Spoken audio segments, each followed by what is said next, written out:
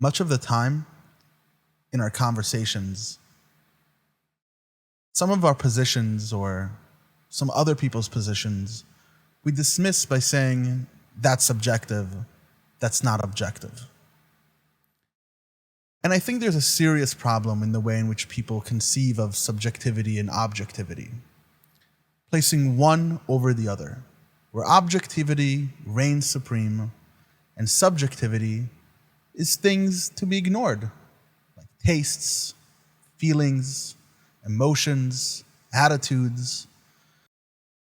These are great saying in Hebrew, al tam v'reach and ma lidvakeach, which means on taste and smell, there's nothing to argue about. But is that true? Is that true that there's nothing to argue about taste and smell? Is that true that objectivity is superior to subjectivity? And can we dismiss subjectivity in such a simple way? Immanuel Kant, a renowned philosopher, a German idealist, one of the preeminent Enlightenment philosophers, made a similar distinction, which might help us understand our errors in thinking here. The distinction that he made, the dichotomy he presented, if you remember the past episode, is between what he called phenomena and noumena. Phenomena is an object that relates to the senses. Anything that comes through our senses. Color, texture, shape, distance, girth. Anything that we understand through sense perception, Kant would place in that which is phenomenal, the phenomena. The noumena, on the other hand, refers to objects, matter, reality, as is independent of our mind. A reality that he called the thing in itself. That which exists beyond our perceptive ability. That which isn't known by our sense perception. Kant took this idea of the phenomenal and the noumenal even an extra step. He created this metaphor. Imagine that you're putting on spectacles, glasses, but these glasses have a green tint. So everything you see in the world is green, whether it be this ball, or this fire truck, or this tree, or this river, or this family. They all have a distinct green tint to them.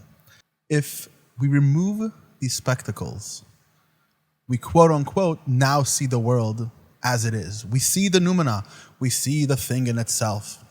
That was a bit of a bastardization of Kant's idea, because I'm not trying to be too specific, but this idea is that we can't take off these spectacles.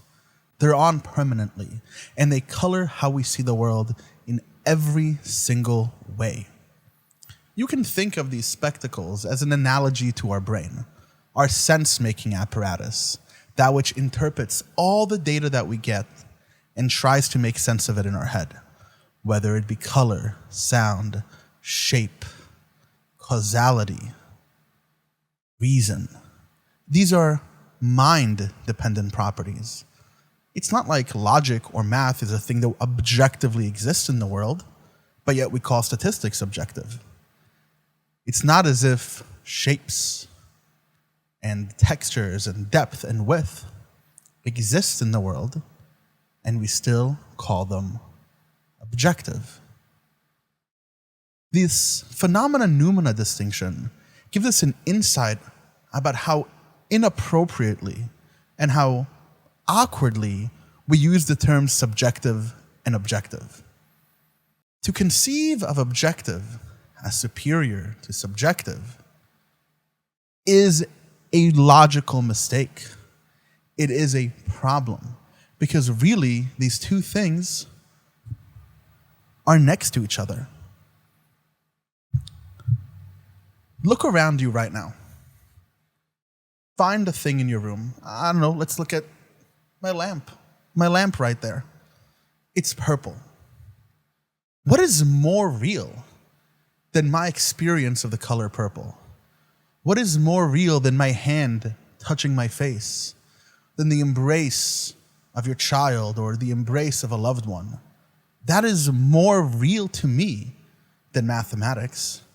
That is more real to me than many things that we call objective. And yet we use objective to mean real and subjective to mean false or not real. When we say objective and subjective, what should we be talking about? And I think the answer is quite simple. Subjective are things that are born of the subject. Colors, shapes, textures, feelings, ways in which we should act in society.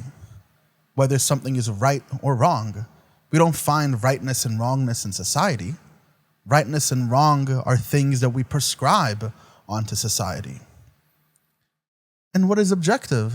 Well, objective are things that we don't necessarily find within the subject. These are things that appear as objects in our perceptions. They're things that are born out of our senses. They're things that we interact with externally rather than interact with internally.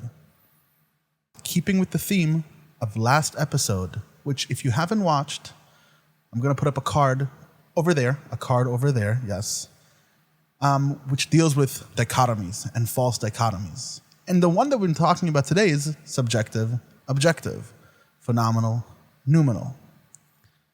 Arthur Schopenhauer, a contemporary of Kant, took his concept of phenomena and noumena and did something really cool with it.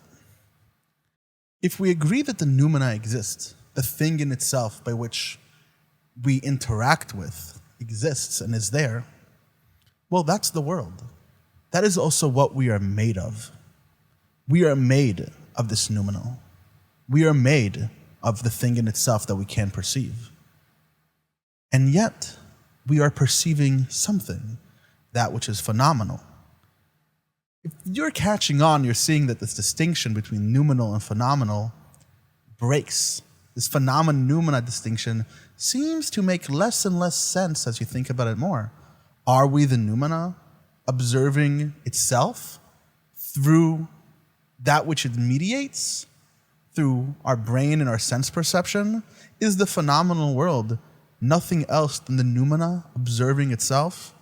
Now, don't get too crazy. This is not some DEEPAK CHOPRA stuff. There's a point here. The point here is that we can think of a concept as intersubjectivity. It's a term coined by social scientists and researchers about specific subjective facts. People's opinions, people's tastes, people's understanding of the world through what a researcher recognizes as something objective, something outside of themselves. It would be things like an agreement about how one should act in society, and implicit or automatic behaviors some of us have towards other people. And we can look at them, graph them, measure them, identify them. Sometimes we can even think of intersubjective facts as things like social constructs, like gender. When we think of what it means to be a man or what it means to be a woman,